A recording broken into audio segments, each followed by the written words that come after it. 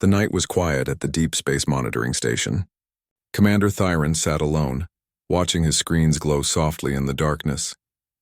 His blue crystalline skin reflected the light as he worked through another boring shift. Then something appeared on his screen. Strange signals were coming from a small yellow star system. The third planet was sending out radio waves into space. Thyron leaned forward, curious about what he was seeing. The planet was called Earth. The creatures living there called themselves humans. Thyron laughed when he saw the first images. These humans looked so weak and small. They had soft pink skin, only 2 arms and 2 legs. They needed special suits just to survive in space. Some of them could barely run without getting tired. "Look at this," Thyron called to his partner Valisa. She came over to see what he found. "These creatures fight with metal sticks that shoot small pieces of metal," Thyron said, shaking his head. "They drive around in boxes that burn dead plants for energy. And they can only lift twice their own body weight." Valisa studied the images carefully. Her crystal features sparkled in the monitor light. "Are you sure these are intelligent beings?" she asked. "They look more like animals we keep on our homeworld." The 2 officers spent hours watching human transmissions. They saw humans fighting each other over land. They saw them arguing about invisible lines on maps. They saw them killing each other over different gods they believed in. The humans seemed angry all the time. "Send this to Intelligence Command," Valisa finally said, "but mark it as low priority. These creatures are barely beyond the Stone Age. They will never leave their planet." The report traveled up through the Zephyrian military structure. Each officer who read it had the same reaction. First they laughed, then they threw it aside. The galaxy was full of weak species like this. Most never left their home planets. The few that did usually destroyed themselves quickly. Dr. Yilmuth was the expert on primitive species. Her office was filled with studies from dozens of worlds. When the Earth report reached her desk, she barely looked at it, but something bothered her about the humans. Most primitive species spent their time finding food and building shelters. But humans spent most of their time hurting each other. Their whole planet seemed to be in constant war. "Probably a genetic defect," she told her assistant. "Some species develop too much aggression. It usually leads to extinction. We will check on them again in a few hundred years." Months passed. The Zephyrian hegemony continued expanding across the galaxy. They brought order and civilization to primitive worlds. Their technology was the most advanced in the galaxy. Their military had never lost a war. High Archon Vexthul ruled the hegemony from his palace. He was very old, having lived for over 800 years. His crystal skin had turned deep blue with age. The Earth report eventually reached his desk during breakfast. He read about humans while eating his meal. 2 arms, 2 legs, and they fall over if they spin around too fast, he said, laughing. How did nature allow such clumsy creatures to become intelligent? The report says they evolved from tree-climbing animals, my lord, his assistant replied. Perhaps climbing trees made them slightly less helpless. Vexel looked out his window at the capital city below. Crystal towers reached toward the sky. Flying vehicles moved in perfect order through the air. This was real civilization. This was millions of years of evolution and careful planning. The humans lived in crude boxes made of metal and stone. They poisoned their own air with smoke.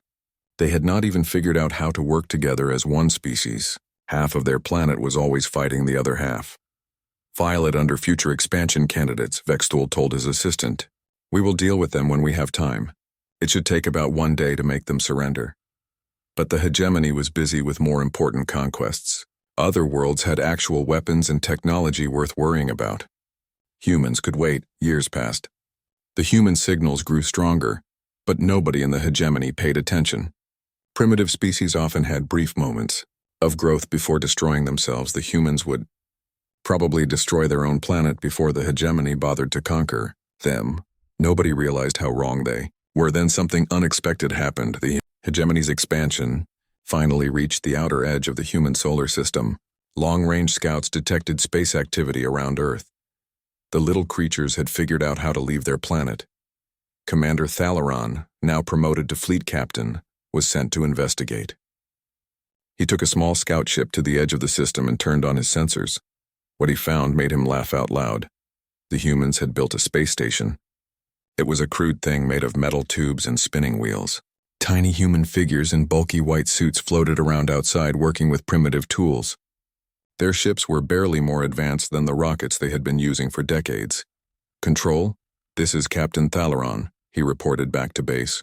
"The humans have achieved basic spaceflight. Repeat, basic spaceflight.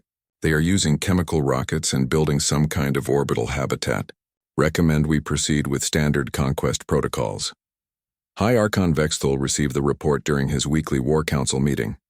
The other commanders were discussing serious threats from powerful alien races.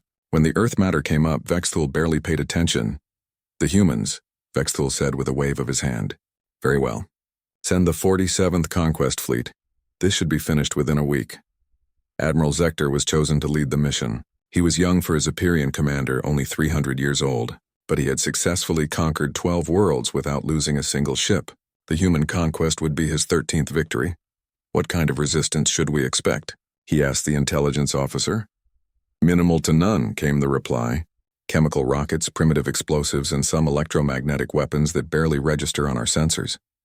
Their largest ship is about the size of our shuttlecraft." Zector nodded. "Standard intimidation protocol, then. We jump into their system, demand surrender, and wait for them to give up. Should be home by next week." The 47th Conquest Fleet assembled at the edge of human space. 3 massive dreadnoughts, each the size of a small moon, led 50 escort vessels in perfect formation. Their weapons could crack planets. Their shields could stop stars. They had conquered species with technology 1,000 years more advanced than anything humans possessed. Admiral Zector stood on the bridge of his flagship, looking out at the small blue and green planet ahead. It looked peaceful and quiet. He could see no orbital defenses, no weapon platforms, no signs that the humans were preparing for war. "Open a channel to the planet," he ordered. "Let us get this over with." The message went out across all human communication networks. It was simple and direct. "This is Admiral Zector of the Zepyrian hegemony. Your world is now under our protection. Surrender immediately and accept our rule, or face complete destruction. You have 1 rotation of your planet to decide." Admiral Zector expected an immediate response. Most primitive species sent surrender messages within minutes of seeing a hegemony fleet. The smart ones sometimes tried to negotiate. The really primitive ones just went silent and hoped the fleet would go away. The humans took 6 hours to reply. When the message came back, it was short and spoken by a calm human voice. "This is Admiral Sarah Chen of the United Earth Defense Force. We have considered your offer and respectfully decline. If you want our world, you are welcome to try and take it. Good luck." Admiral Zector stared at the communication screen for a long moment. Then he started laughing. These tiny, weak creatures were actually going to fight. It was like watching a mouse challenge a dragon. "Very well," he said to his bridge crew. "Prepare for conquest operations. Try not to damage the planet too much. We will need somewhere to put the survivors." Admiral Zector expected the battle to last about 1 hour. His 3 dreadnoughts alone carried enough firepower to destroy a continent. The escort ships were just there to clean up any survivors and secure the planet. The human defense fleet that came to meet them was almost insulting in its weakness. Zector counted 37 ships total. Most of them looked like converted cargo haulers and mining vessels. A few appeared to be actual military ships, but they were so small that his sensors initially classified them as fighter craft.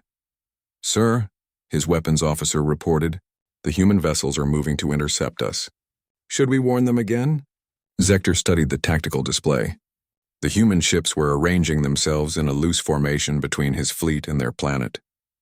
They were actually planning to fight. It was almost sad. No warnings, he decided. They have made their choice. Target their largest vessels first. Make this quick and clean. The Zepyrian dreadnought Eternal Victory opened fire first. Its main plasma cannon could melt through a mountain in seconds. The beam reached across space and struck the lead human ship dead center. The human vessel exploded in a brilliant flash of light and debris. 1 shot, 1 kill. Exactly as expected, Zector said. Target the next vessel. But something was wrong. Instead of retreating in terror, the human ships accelerated toward his fleet. Their weapons began firing primitive kinetic rounds and explosive missiles that bounced harmlessly off Zepyrian shields. "Sir," the tactical officer reported, confusion in his voice. "The human vessels are closing to point-blank range. This makes no strategic sense." Zector watched the display with growing confusion. The humans were getting close enough that his ships could not use their main weapons without risking damage from debris. It was a stupid tactic that would only delay their destruction by a few minutes. Then the first human ship rammed his escort vessel Swiftblade. The impact sent shockwaves through both vessels. The human ship, a converted mining barge, crumpled like paper against the Zephyrian hull, but it had been carrying some kind of explosive cargo. The blast tore a hole in the escort ship's side, killing half the crew. "What just happened?" Zector demanded. "The humans deliberately crashed into Swiftblade, sir. They appear to have loaded their ship with explosives before the collision." Zector felt the first stirring of fear. Civilized species did not use suicide tactics. It was wasteful and barbaric. But before he could process this information, 2 more human ships crashed into his escorts. The humans had turned their own vessels into weapons. The humans were using ramming attacks like primitive ocean vessels from ancient times. It was insane. It was wasteful. It was also working. "All ships maintain distance," Zector ordered. "Use point defense systems to destroy incoming vessels before they can close." But the humans had thought of this too. They were not coming in straight lines like civilized attackers. Instead, they moved in wild, unpredictable patterns, using the debris from their own destroyed ships as cover. Some of them spun end over end while firing in all directions. Others flew in spirals that made targeting almost impossible. "Sir, these movement patterns make no sense," his tactical officer complained. "They are violating basic principles of space combat." "Because they do not know the principles," Zector replied. "They are fighting by instinct instead of training. Adjust our targeting computers to compensate."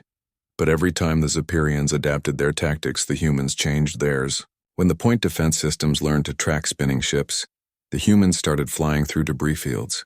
When the Zephyrians cleared the debris, the humans began using electronic warfare that scrambled targeting sensors.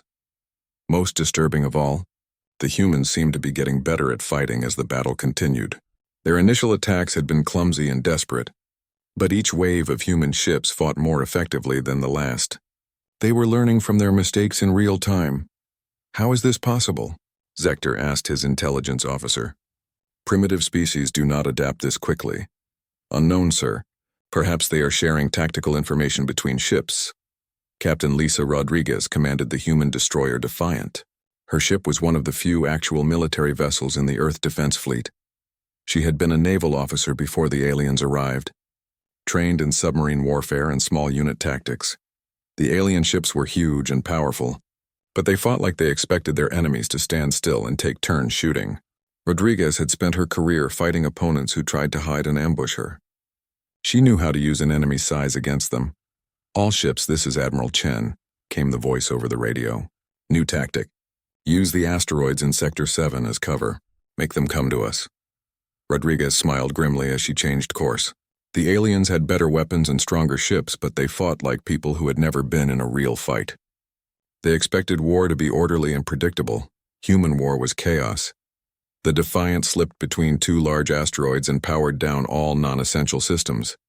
Around her, dozens of other human ships did the same. They were hiding like submarines, waiting for the enemy to come close enough for their weaker weapons to be effective.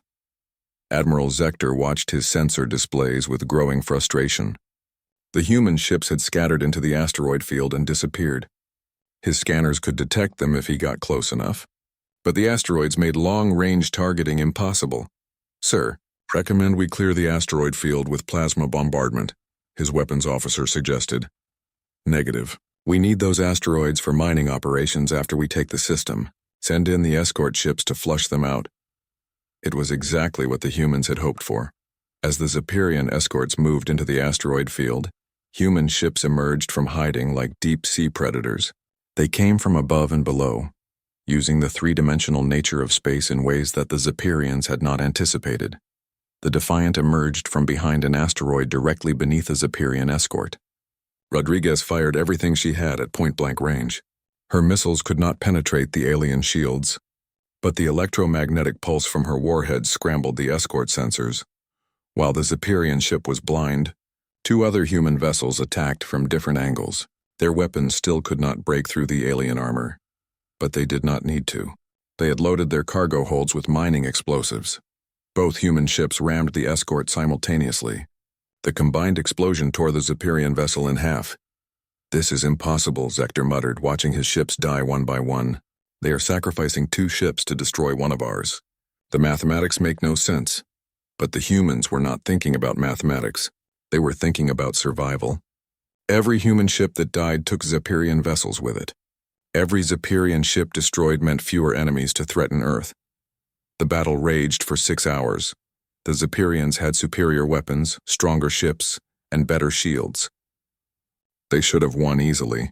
But the humans kept doing things that no civilized species would do. They used their own destroyed ships as weapons, guiding burning hulks into Zephyrian vessels. They fired from inside asteroid fields where return fire might cause avalanches. Some human crews deliberately overloaded their reactors to create nuclear explosions when enemy ships got too close. Most shocking of all, the humans never retreated. Even when their ships were crippled and their crews were dying, they kept fighting. Zector watched a human destroyer with half its hull blown away continue firing until its ammunition was gone, then ram his flagship's sensor array. The pilot of that ship had a choice: eject in an escape pod and live, or stay with his vessel and die in the collision. He chose to die. "These creatures are insane," Zector's first officer said, watching the tactical display. "They fight like they want to die." "No," Zector replied slowly, beginning to understand. "They fight like they are already dead, like they have nothing left to lose." When the battle finally ended, the Zephyrian fleet was victorious, but it was the most expensive victory in hegemony history. 6 escort ships were completely destroyed. Both remaining dreadnoughts were heavily damaged. Nearly 3,000 Zephyrian warriors were dead. The humans had lost their entire defense fleet. Not a single human ship survived, but they had made the Zephyrians pay for every mile of space. Admiral Zector stood on his damaged bridge looking down at the blue and green planet below. The humans had put up a better fight than species with technology centuries more advanced, and this was supposed to be the easy part of the conquest. "Sir," his communications officer reported, "we are receiving a transmission from the planet. Put it through." The voice that came through the speakers was calm and clear. It belonged to Admiral Chen, the one who had refused their surrender demand. "Admiral Zector, this is Admiral Chen of Earth Defense Command. Congratulations on your victory. I hope you enjoyed our welcoming committee. That was just the warm-up. When you come down to our planet, you will find out why we have been fighting each other for thousands of years. We have gotten very good at it." The transmission ended. Zector stared at the communication panel for a long moment. "Sir," his first officer asked, "should we begin the orbital bombardment?" Zector thought about the battle he had just fought. He thought about the humans who had sacrificed themselves without hesitation. He thought about what kind of enemy waits on the planet below. "No," he said finally. "Prepare for ground invasion, but double our forces. We are going to need them." Commander Thixera had conquered 18 worlds for the Zephyrian hegemony. He understood how planetary invasions worked. You landed your forces near the enemy's major cities, destroyed their military installations, captured their leaders, and accepted their surrender. Most species gave up after the first demonstration of superior firepower. Earth would be his 19th conquest. The invasion fleet consisted of 50 massive transport ships carrying 1 million Zephyrian warriors. Each warrior stood 8 feet tall, weighed 600 pounds, and could tear through steel with their bare hands. They wore armor that could stop bullets and carried plasma weapons that could melt through concrete walls. "Landing zones have been selected," reported his tactical officer as they approached Earth. "Primary targets are New York, London, Moscow, Beijing, and Tokyo. Intelligence suggests these cities contain the human command structure." Thixera nodded as he studied the planet below. It looked peaceful from orbit. He could see the lights of human cities scattered across the dark side of the planet, twinkling like tiny stars. Soon those lights would be under hegemony control. Begin the assault. The first wave of transport ships descended through Earth's atmosphere like falling meteors. Thixera had chosen to land in New York, the largest human city. His intelligence report suggested that capturing it would demoralize the entire human species. As his transport touched down in what humans called Central Park, Thixera felt confident about the mission. The humans had lost their space fleet. They had no orbital weapons. Their ground forces used primitive kinetic weapons that had proven useless in space. This would be over quickly. The transport doors opened and Thixera led his warriors out into the human city. The first thing he noticed was the smell. a mixture of chemicals, burning fuel, and organic decay that made his respiratory system work harder. The second thing he noticed was the silence. The streets were empty. No humans in sight. No signs of military resistance. No crowds of civilians waiting to surrender. Spread out in standard formation, Thixera ordered. Secure the immediate area and advance toward the population center. His warriors moved through the empty streets in perfect order, just as they had on 18 other worlds. Their crystalline armor gleamed in the afternoon sunlight. Their plasma weapons hummed with ready power. They were the finest military force in the galaxy. The first human attack came from above. Corporal Martinez crouched on the roof of a 40-story building, watching the alien invaders through his rifle scope. He had been a police sniper before the invasion, trained to make precise shots in urban environments. The aliens were big and scary, but they walked in predictable patterns like soldiers on parade. Martinez had modified his rifle with explosive rounds designed for taking down armored vehicles. He aimed carefully at the lead alien's head and squeezed the trigger.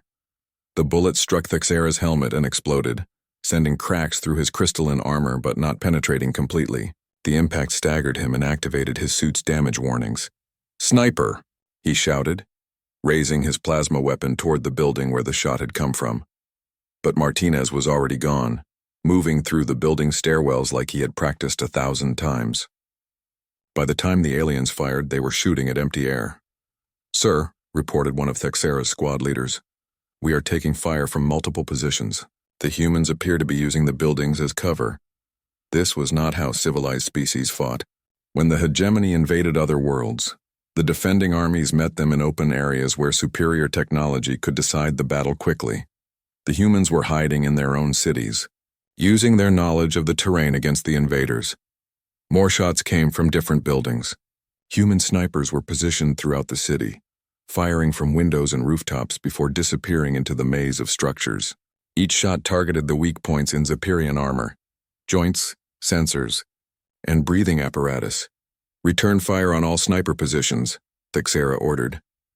His warriors began blasting the buildings with plasma weapons, melting through concrete and steel to eliminate the hidden humans. But every building they destroyed created more rubble for the humans to hide behind. Every attack revealed new sniper positions that had not been there before. The humans were not just hiding in the city. They were turning the city into a weapon. Sergeant O'Brien had been a demolitions expert in the Army Corps of Engineers. When the aliens invaded, he had volunteered for something the human commanders called urban restructuring. His job was to reshape the battlefield. As Zephyrian forces advanced down Broadway, O'Brien triggered carefully placed charges in the subway tunnels beneath their feet. The street collapsed, dropping a dozen alien warriors into the underground transit system. Before they could climb out, O'Brien sealed the tunnels with more explosives. "Control, this is O'Brien," he radioed to the human command center. "Package delivered to Broadway Station." 12 packages wrapped and shipped. Throughout the city, similar operations were taking place. Humans had spent months preparing for the invasion, turning their own infrastructure into a trap. Bridges could be collapsed with remote charges. Buildings could be brought down to block streets. Subway tunnels could be flooded or filled with poisonous gas. The Zephyrians found themselves fighting not just human soldiers, but the city itself. Commander Thixera regrouped his forces in Times Square, trying to understand what was happening. His warriors were scattered throughout the city, fighting dozens of small engagements instead of one decisive battle. Human attacks came from sewers, building ventilation systems, and underground tunnels that did not appear on any map. "Status report," he demanded. "Sir, we have secured approximately 15% of the target area," his communications officer replied. "But the humans keep retaking positions we have already cleared. They are using tunnel systems to move troops behind our lines." "What about civilian casualties?" "Unknown, sir. We have not encountered any non-combatants. The humans appear to have evacuated their civilians or armed them. That last part was the most troubling. On other worlds, the hegemony was careful to protect innocent civilians during conquest operations. It was part of their civilized approach to warfare. But every human they encountered was armed and dangerous. From elderly individuals who set booby traps to children who served as lookouts and messengers, the humans had militarized their entire population. Commander Thixera was receiving reports from his other landing sites around the planet. The news was the same everywhere. Fierce resistance, unexpected tactics, and mounting casualties. In London, humans had flooded the underground transit system and were fighting from boats in the tunnels. In Moscow, they had weaponized the winter weather, using their superior cold tolerance to wage war in blizzards that Zapierian life support systems could barely handle. In Beijing, they had turned the city's massive population into an intelligence network that tracked every alien movement. But it was the report from Tokyo that truly alarmed him. "Sir," his communications officer said, "Colonel Vexlar is requesting immediate evacuation from the Tokyo sector." "Evacuation? Why?" "The humans, sir. They have weaponized their own deaths." The transmission from Tokyo showed scenes that violated every principle of civilized warfare. Human fighters were using suicide tactics not just against Zapierian vehicles and equipment, but against Zapierian personnel. They would approach alien positions with hidden explosives, detonate them at close range, and die in the blast along with their enemies. Most disturbing was their attitude about it. The humans who carried out these attacks were not desperate or terrified. They were calm, focused, and often smiling. They acted like dying for their cause was an honor instead of a tragedy. "This is impossible," Thexera said, watching the footage. "No species willingly sacrifices its members like this. It violates basic survival instincts." But the evidence was undeniable. Back on Zephyr Prime, High Archon Vexthul was receiving reports that challenged everything he understood about warfare. In 4 days of ground combat, the hegemony had lost over 400,000 warriors. The humans had turned their entire planet into a weapon system. Dr. Yilmuth, the expert on primitive species, was called before the High Council to explain what was happening. "Honorable Council," she began, "I must revise our assessment of the human species. They are not primitive. They are something we have never encountered before." She activated holographic displays showing human evolutionary history. The evidence was overwhelming and terrifying. "Humans are persistence predators who evolved on a death world," she explained. "Their planet actively tried to kill them. They survived by becoming the most dangerous thing on their world. They are chemically addicted to violence. They plan their battles around acceptable casualties. They practice warfare as entertainment." The council chamber was silent. "Are you suggesting these small, weak creatures are actually dangerous?" Vexthul asked.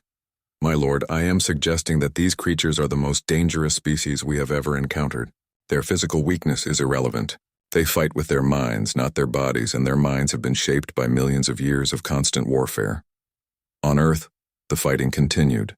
Commander Thexara was learning that humans had been preparing for this invasion long before they knew aliens existed. The empty cities, the tunnel networks, the coordinated resistance, none of it had been improvised.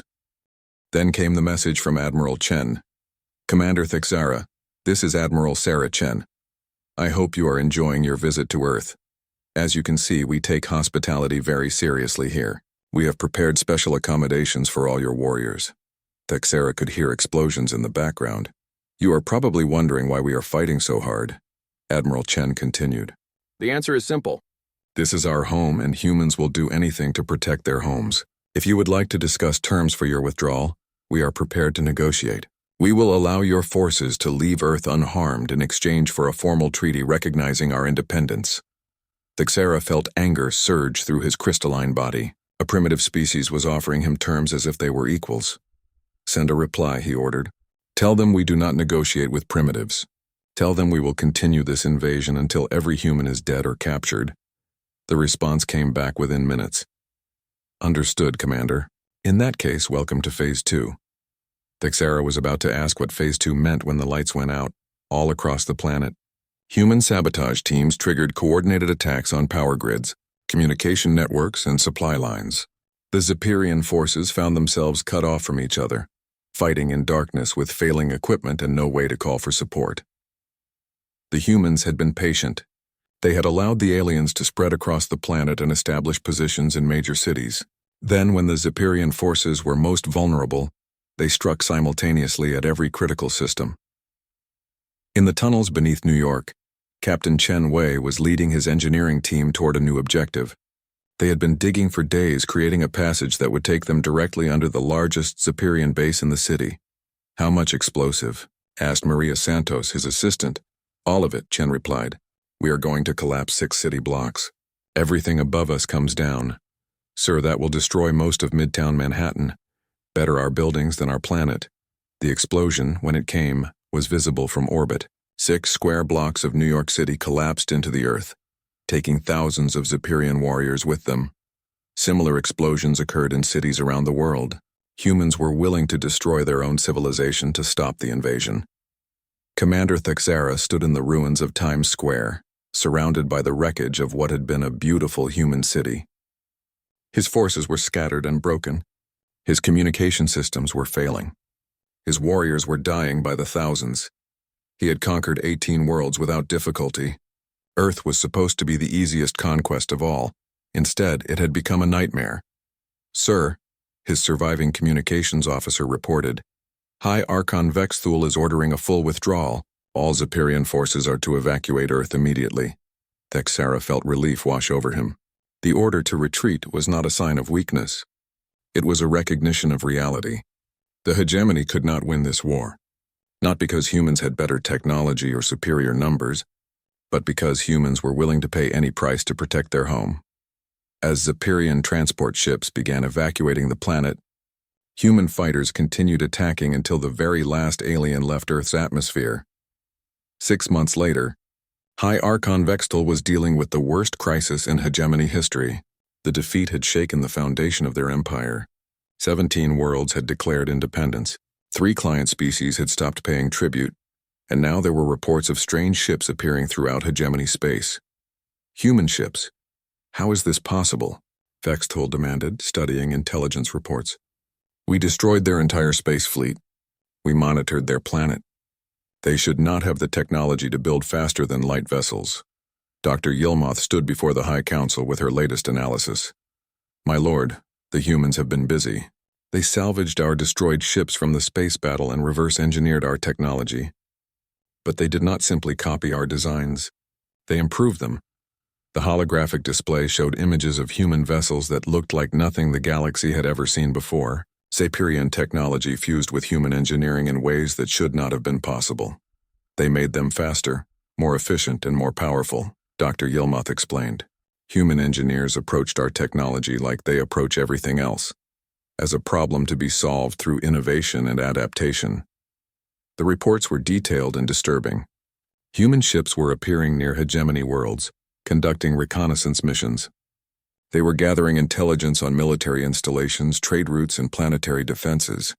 What do they want? Vexthul asked. Unknown, my lord. But based on their psychological profile, I suspect they are planning something. 3 days later, a human ship arrived at Zephyr Prime. It was time for humanity to have a conversation with the hegemony, a conversation between equals. Captain Sarah Chen stood on the bridge of the Retribution, humanity's first interstellar warship. The vessel was a miracle of engineering. Human creativity combined with alien technology to create something neither species could have built alone. Around her, the bridge crew monitored systems that had been impossible just months earlier. Faster-than-light engines based on Zephyrian designs but improved with human modifications. Weapon systems that combined alien energy technology with human targeting computers. Shields that adapted to incoming attacks using human-developed artificial intelligence. Status report, Chen requested. All systems operational. Captain, replied Commander Rodriguez, her engineering officer.